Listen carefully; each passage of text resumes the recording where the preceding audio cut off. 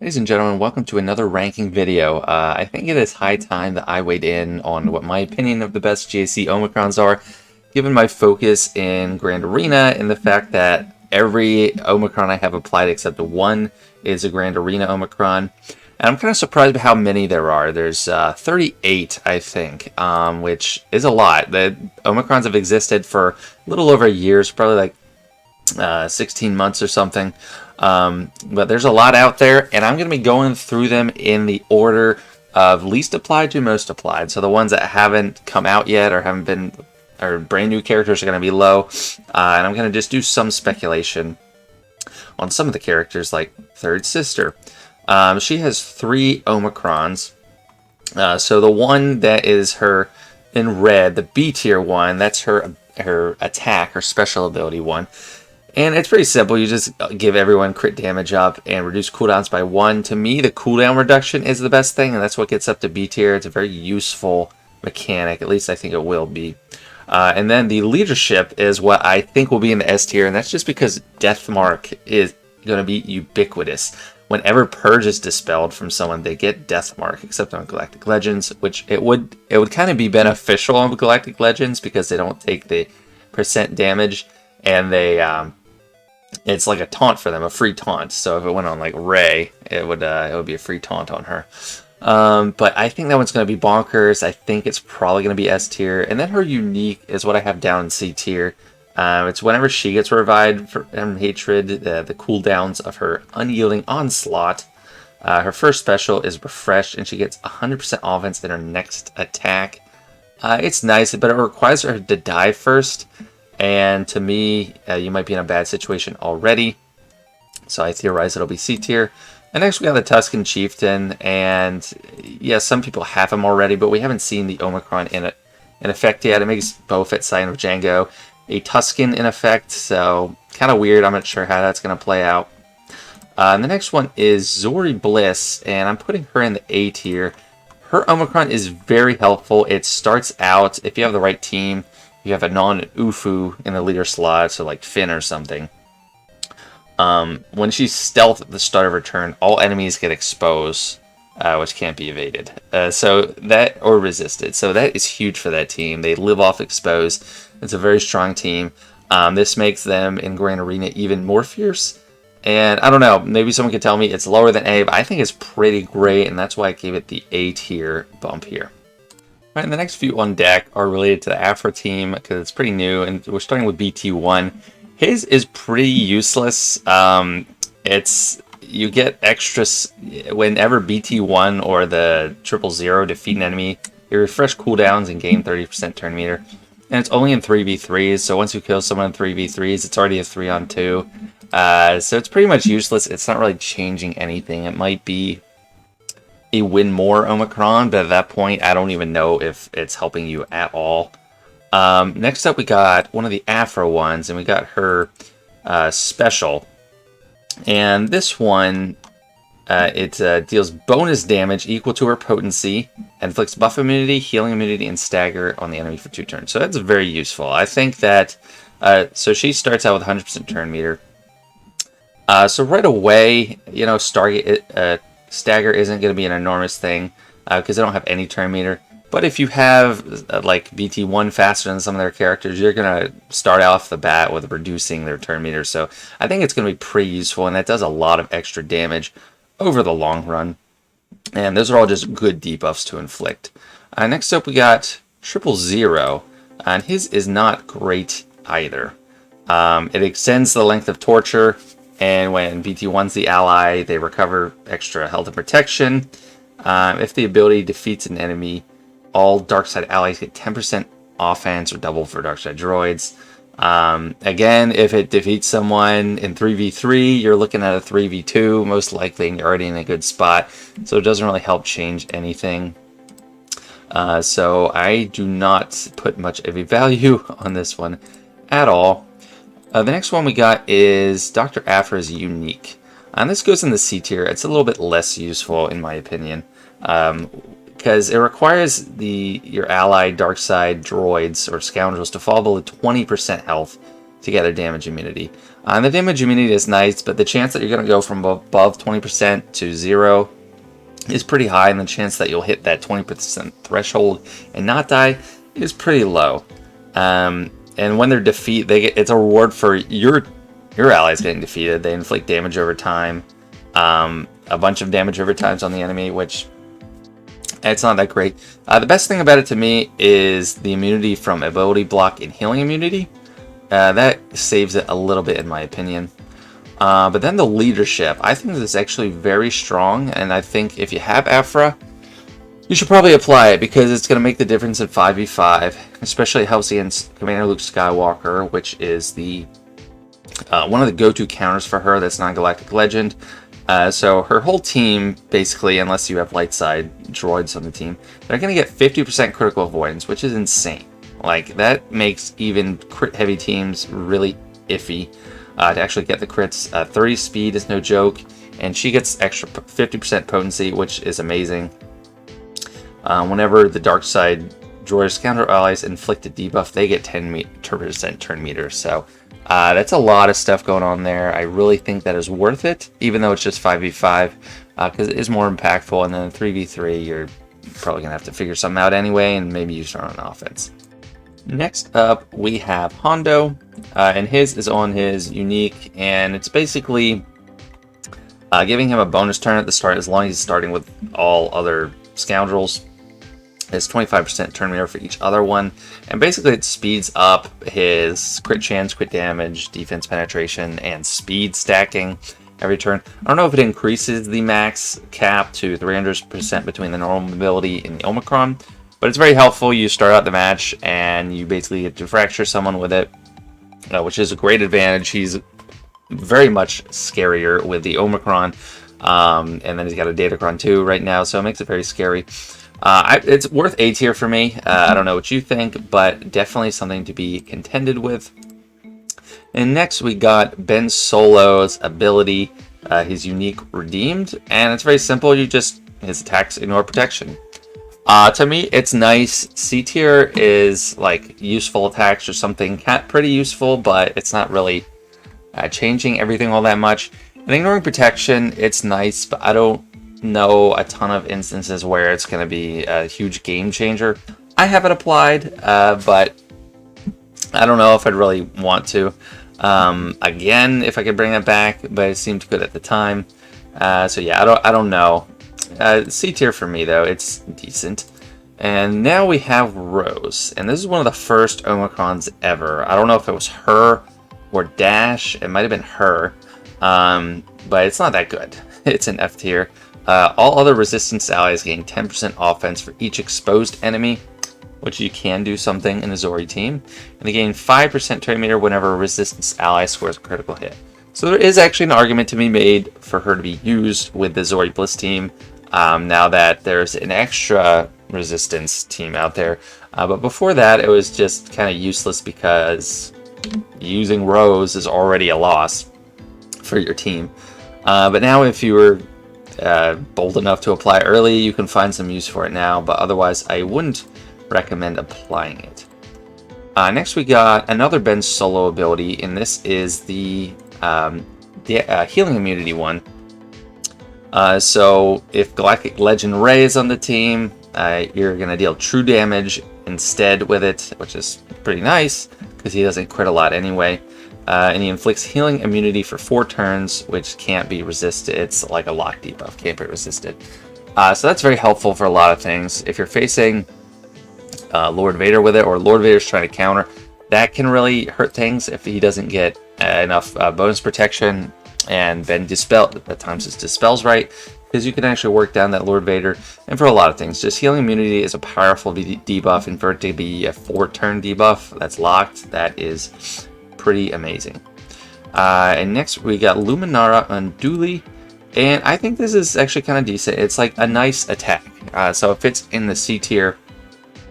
If you got plenty of Omicrons and you want to boost your Qui-Gon-Jinn team, I think this is nice for that. It's pretty complex. I'm not going to go through the whole thing, but you're giving extra speed, recovering protection from the healing over time, and crit avoidance, immune to turn meter reduction. It's a lot of stuff that you're not going to get otherwise. So it could make any team more durable. The problem is that these buffs can be dispelled, and dispelling buffs is pretty common in today's game. So the trouble is making it stick. So you can get it up and you get all these nice effects, but then it can just get pulled down. So maybe if it was a locked buff, it would be better. Next man up is Chrysanthemum, and I think his is pretty good. I put it lower B tier. It's a nice boost of the cartel with Jabba, which is already a good team. He gets extra protection, which is really helpful. He loves the protection. He's already hard enough to get through. He causes the enemy team to lose 30% potency, which is pretty great. He's immune to ability block and cooldown increase, and he has kind of like a emergency protect mode when Jabba falls below 50% health. So that doesn't like come into play a whole lot. Like usually by the time you're going to Jabba, you have Chrysanthemum out of the way, and he helps heal up Jabba. I still think it's pretty nice, and I applied it myself. Next up, we got another Ben Solo Omicron, and this is the best one. Some people think it's better than I do, I'm sure, but I mean, it's like when Rey is in the leader slot, the Omicron makes him revive over and over again. So this is what makes him zombie, and then all allies are getting instant defeat immunity for the rest of the encounter. And I mean, does make it more annoying to deal with. I don't know. I'm torn. I think it's pretty good. I ranked it high, but definitely not S tier for me. And yeah, I don't know. I don't love Ben Solo. I'm not in love with him. I think Rey is easy enough to beat still with the same stuff, even with him there. Notwithstanding when I lost, when they had high tenacity. That was just because of my own issues, and you know, I almost won anyway. He did prevent that. I mean, this Omicron did prevent that. Me from winning that one, if you know what I'm talking about. But anyway, next up we got Tusken Raider, and I think it does something. It has utility, so I put it in D tier. It's the one where it's a lot of text. Like his normal ability is really small, and then he gets a ton of stuff. It's getting that summon out there, and it's just for 3v3, so that's why it's lower. And it looks like Tusken Shaman's Omicron isn't going to mesh with it, because it calls out no summons. But you get that extra tank there, and unless you have AoEs or revive prevention, you're going to get stuck behind it. So it does have some use. I could see it being up in C tier, but since it's 3v3, I am limiting how far I put it up. Next up, we got Krennic, and this definitely falls in the category of useless to me. You get extra defense penetration, offense, and health, and then with Death Trooper there, he's assisting to reducing his cooldowns. They're ignoring taunt, but you're already in a losing situation if you're using Krennic in a team as the lead. So I've only seen it one time, and it was pretty easy to roll over the team, and even with the TIE Fighter pilot Datacron, where he gets bonus turns. So yeah, I just think starting with Krennic is already a losing battle. And next we got Starkiller, and this is the barrel throw or crate throw, whatever he's throwing. And it's D for me because of one clause, while unleashed. If it wasn't while unleashed, I'd probably put it at least to C tier. But you have to be unleashed first, which means you already got the Star Destroyer, which already means you're already in a good spot. It makes it a debuff cleanse, which is nice, and then buff immunity and healing immunity on the target enemy, which are all good things. But again, it's the while unleashed clause that gets me and makes me put it low in the D tier. Moving on, we have another Starkiller one. These are applied pretty close together in terms of total applications. But to me, this is more useful than the other one just because it doesn't have the while unleashed clause. It does make the ability a full dispel on the entire enemy team, which is very useful. So it puts it in the C tier for just a very useful attack. I don't know, maybe it could be better, but to me, it could probably be worse, honestly, because I mean, it is limited. It's just a buff dispel, but I find it very useful because when I use it against Rey or anyone else, like Gas, I can dispel tenacity up and other stuff, which makes the battle a lot harder for Starkiller. So I find it very useful. Next, we got the first Malgus one, and this is less applied than his unique at the moment, but I do think it is better. It is in the B tier, and this makes the debuffs from this attack, Deprived Senses, irresistible, and that is Blind and Shock, and then if the target's already shocked, it's Shock on everyone for 2 turns, and Ability Block on target enemy. So it's a lot of good debuffs going out there. Giving crit chance up to your Sith Empire allies, which they kind of need without the ferocity of Darth Revan's leadership. And then if the target's already shocked, it's also deal 50% true damage to all other enemies, and then he gets 50% turn meter. Can't talk. But I think it's pretty strong. I mean, I put it high B tier. I don't know. Is it high? I'm not sure. But I love Malgus. I think he is amazing. So I am partial to him. And next up, we got another one from Malgus, and he's right below himself. It's a C tier one, in my opinion, because it doesn't move the needle a ton. If all allies were Sith at the start of the battle, the first time doubt is dispelled, all other enemies who didn't have it are inflicted with doubt for 2 turns at the end of the turn, which can't be resisted. I do think it's nice. Yeah, I don't know. It's very useful, so I have high C tier for it, and doubt is definitely a powerful debuff, so I don't want to underestimate it at all, but I would rather have this one a little bit personally. Next up, we got Admiral Raddus, and I think this is a great one. It's A tier for me. It makes he reinvented a whole faction, and this Omicron is a great part of that. Outside of GAC, they lose a step. He gives everyone more max protection, so they get super thick. And the biggest thing about the Omicron is giving out Spark of Rebellion for 3 turns, which is an amazing buff. It's 40% offense, 30 speed. When they attack, cover 20% max health and protection. Empire allies defeated can't be revived, and if Spark of Rebellion is dispelled, gain 40% turn meter, 5% upload progress. So it was really helping him supercharge his ultimate ability or whatever. And then when they lose Spark of Rebellion, they get crit chance up, crit damage up, defense up, health up, offense up, potency up, and protection up, 20% for 2 turns. So he's just spamming buffs. It's really just crazy. Like if you face Raddus, you dispel, and you feel like you didn't dispel at all because they just get a million other buffs added.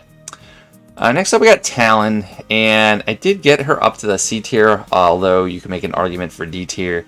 It's not super useful. It is limited to like a Triad Squad with Scion and Nihilus, because you get bonus effects for attacking enemies with Pain, Isolate, or just Pain or Isolate, actually. And that is only Nihilus, or that's only Scion and Treya. So the effects are, if she defeats an enemy, all other allies get 5% max protection and 5% offense for each stack of loyal hand on her, which is nice, but it's rare because she doesn't kill things a lot. She lowers her cooldown for Dark Frenzy if they have Isolate, and then Dark Frenzy inflicts buff immunity for 2 turns on all allies, and she's going to help heal the team and gain actually a lot of speed, which is why I think it could be C tier. She gains 20 speed for the rest of the encounter, max 200. So if she's doing it a lot, attacking enemies with Pain a lot, she's going to get really fast.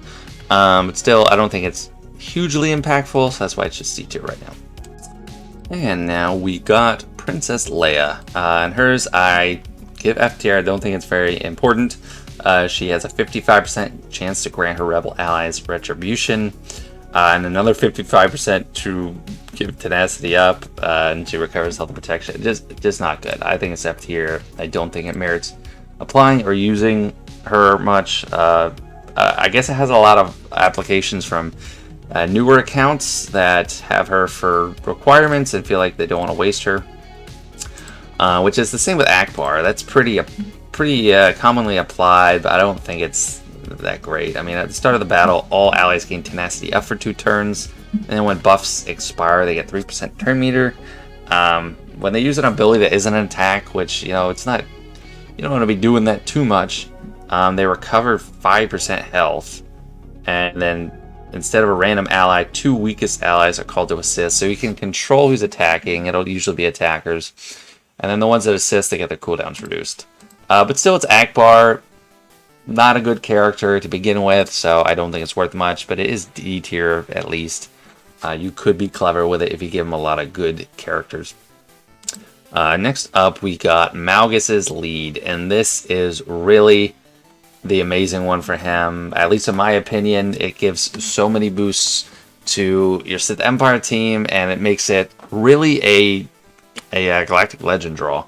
You're getting tons of stats. 50% mastery isn't that great, but 30 speed and 80% critical avoidance and just overall damage reduction is amazing, especially on him because he is hard enough to deal with as it is, and you basically can't crit them most of the time.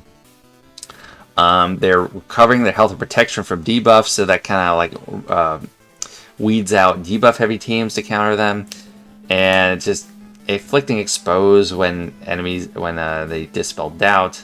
When they are inflicted with doubt, they lose 20% speed, tenacity, 30% critical damage. And then if all allies are Sith, he's getting an extra 50% max health and protection at 60 speed. At the start of the battle, he's recovering all his health and protection, so you can't Zerg him down. I just think it's amazing. It really bolsters the whole team. It makes you have to use their Galactic Legend, get clever with bounty hunters or something, hope it works out with Gas, which I think he's more reliable now, but still an amazing Omicron. I love it. I think it's a must-have if you do have Malgus. Next up, we got Dash Rendar, and this was one of the first. It's either this one or Rose, I think, and it's pretty commonly applied. It's very simple. When if ally loses prepare, the game prepared again. It makes you have to go for Vander Chewie first. I don't think it's amazing. I do give it high B tier because I do see the use of it. I think it's better for offense than defense, honestly, because you can just go out of your way to target Vander Chewie and then make quicker work of it. But it's still strong and still commonly applied, and I think it deserves to be applied a lot. Next up, we got Treya. I thought it was Savage. But Treya's Omicron, still amazing. I definitely think I think it was I'm looking at the list of what is most applied now, but she has been having her Omicron reapplied very quickly. So I think her Omicron is definitely amazing. It's a lot of stat boosts, and they made it not bugged with the stacking damage anymore. And it doesn't work on Dark Side Galactic Legends, but I still think it's amazing. I think it's great on defense. That's how I'm using it right now, in conjunction with Savage, who is also S tier. So I'll just talk about them both together a little bit. She's just making her team so survivable, giving them instant annihilates, which is, you can't overestimate that. And yes, I don't care that it can't beat Lord Vader. It's still amazing to me. Throw on defense makes the whole team harder to kill. On offense, it's good too, but I think it's worse banners. They do have. Do they have protection recovery? No, I don't think they have protection recovery. It's just bonus protection. So yeah, I like putting on defense. And I like putting Savage too. If you're a newer game player, Savage is even better than at the late game because you can probably do a lot of solos with him. But as it is now, I wouldn't want to try to bring him on offense and do a bunch of solo stuff. He just makes your trade team another force to reckon with someone that just basically can't be zerged down either. If you're doing a bunch of little hits, it's not going to work. You need massive hits to take him down, and he is stacking his offense. So he is becoming scarier and scarier as the match goes on. So both S tier, great Omicrons. Okay, and next one up with 55,823 applications as of this video is Starkiller's Unique. And this is probably, without question, the best Grand Arena Omicron in the game.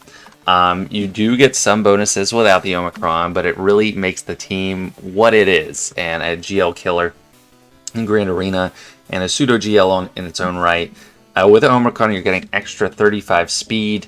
Debuffed enemies deal 50% less damage, so that is what makes him a Ray killer, because you can eat whirlwinds. They're not just auto-killing your team. And this is what makes him assist when a Sith ally attacks, so that's why you get the chains with Palpatine and Mara Jade. Whenever another Dark Side Ufu uses a special ability, all allies get crit immunity, very helpful. When he uses special, Jedi tank allies get damage immunity for one turn, which is also very helpful. So, a lot is due to just his normal unique to begin with. But without the Omicron, he just can't do what he does, and the improvement to the team is undeniable. So, in my opinion, that is the best Omicron, GAC Omicron in the game. It's not the most applied, but I'd say that's due to availability, because he's a legendary. Not everyone has him. Next up, you got the First Order TIE Pilot Omicron with over 80,000 applications. I know I haven't been saying the number the whole time, but it feels better to say it on the more applied ones. So I love this one. I think it's A tier. If you take it with Hux, you have just a great blitz team. It works better than 3v3 in my opinion, but you can stop turn meter trains in their tracks, like if you're using Hux, and just there's so much extra stuff for the team. Plenty of extra max health. 50% critical damage, 100 speed. It's just the stats are crazy. They recover health and protection, and then it gains bonus turn meter. Just lots of foresight for the whole team. It's just tons of stuff going around. It's getting worse just because there's less things available for me to use it on, but early game it's still amazing. It probably could even be S tier in the early game. And next up with just over 86,000 applications is Iden Versio. And Iden Versio definitely deserves Omicron to be applied, especially how useful she is early game and late game both.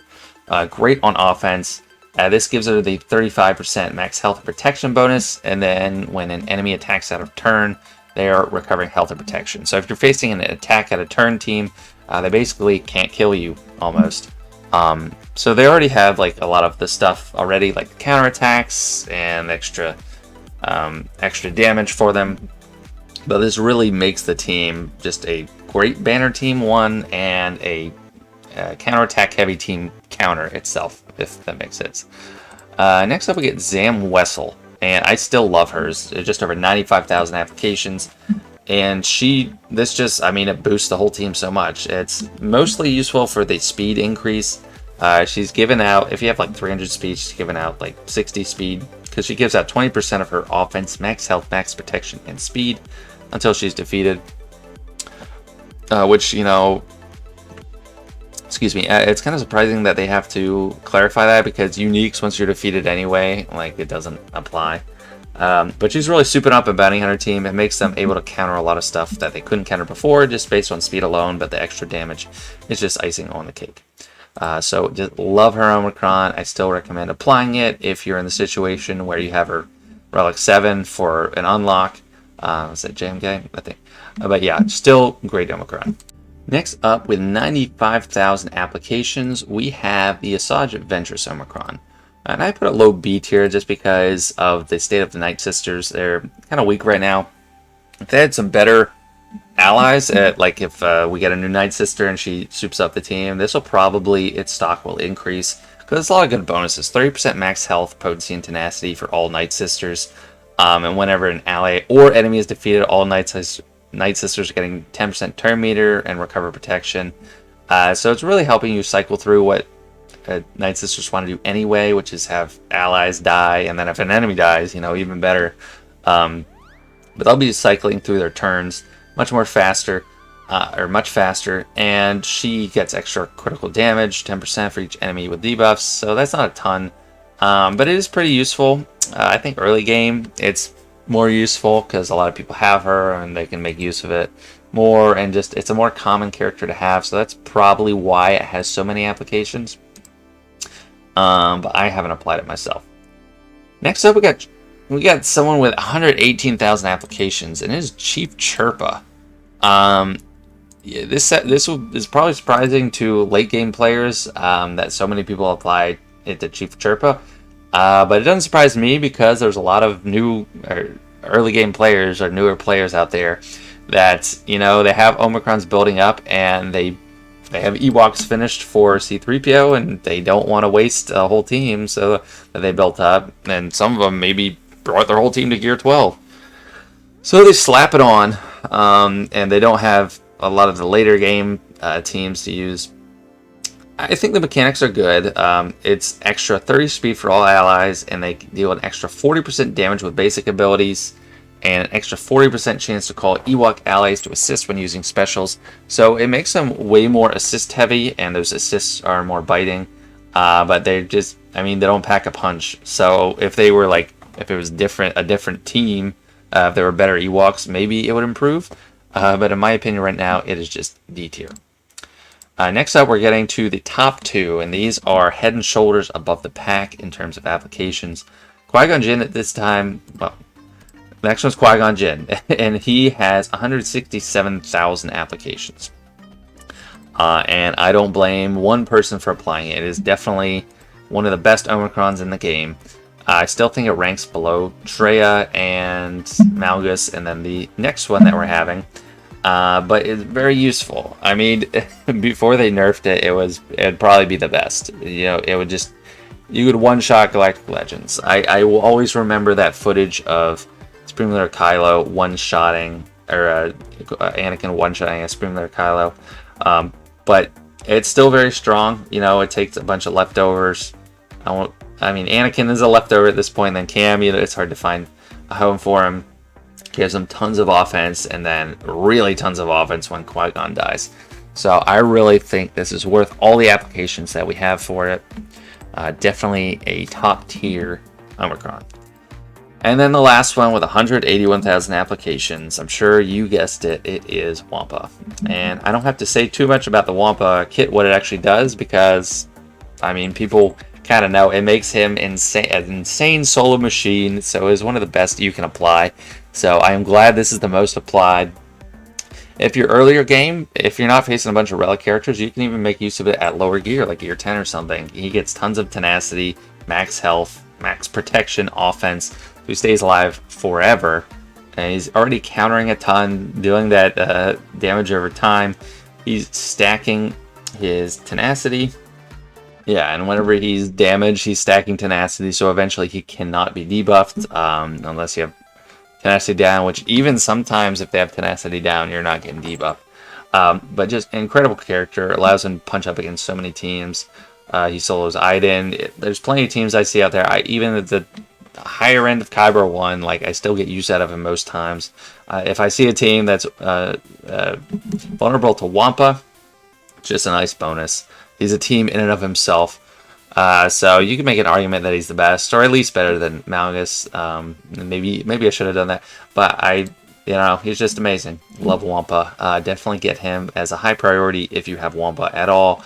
Doesn't matter if you can get him to rug 3, 5, 7, whatever. Just make use of him.